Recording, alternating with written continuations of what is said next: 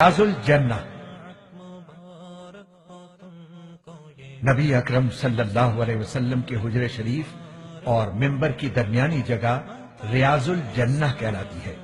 हजरत अबू हुरैरा रजी अल्लाह ताला अन्हु नबी अकरम सल्लल्लाहु अलैहि वसल्लम का इरशाद गिरामी नकल करती हैं कि मेरे घर और मिंबर के दरमियान वाली जगह जन्नत के बागीचों में से एक बागीचा है और मेरा मिंबर क़यामत के दिन हौज़ कौसर पर होगा। रियाज़ुल जन्ना की निशानदेही के लिए इस जगह सब्ज रंग के कालीन बिछाए गए हैं। 7 सुतून। यूं तो मस्जिद नबवी का चप्पा चप्पा नूर फिशा है, मगर रियाज़ुल जन्ना के वो 7 सुतून जिन्हें संगमरमर के काम और सुनहरी मीनाकारी से नुमाया कर दिया गया है, खास तौर पर काबिल जिक्र हैं।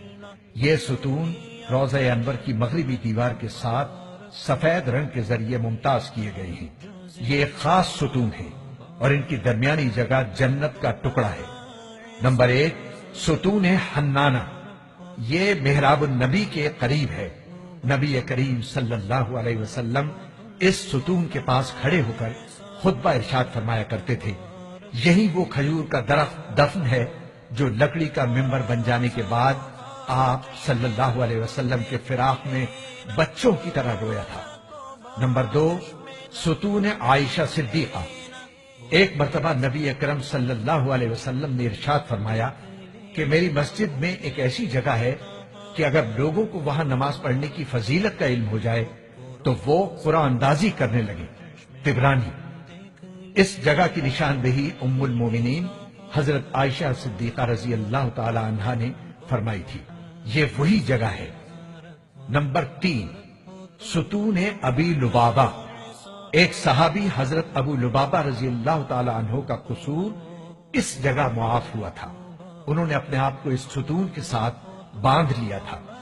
नंबर 4, सुतून वफूद। इस जगह नबी करीम सल्लल्लाहु अलैहि वसल्लम बाहर से आने वाले वफूद से मुलाकात फरमाते थे। नंबर 5, सुतून हर्स। इस मकाम पर हजरत अली रजी अल्लाह ताला अन्हो अक्सर नमाज पढ़ा करते थे और इसी जगह बैठकर सरकार दो आलम सल्लल्लाहु अलैहि वसल्लम की पासबानी किया करते थे।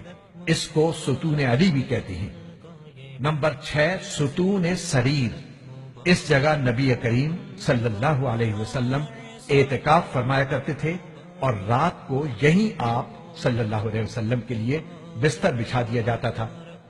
नंबर 7, सुतून तहज्जुद। नबी करीम सल्लल्लाहु अलैहि वसल्लम इस जगह तहज्जुद की नमाज अदा फरमाया करते थे।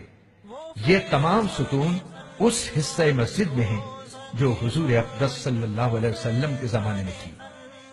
उनके पास जाकर दुआ और इस्तिग़फ़ार कीजिए और जब भी मौका मिले उनके पास सुन्नतें और नवाफिल अदा कीजिए।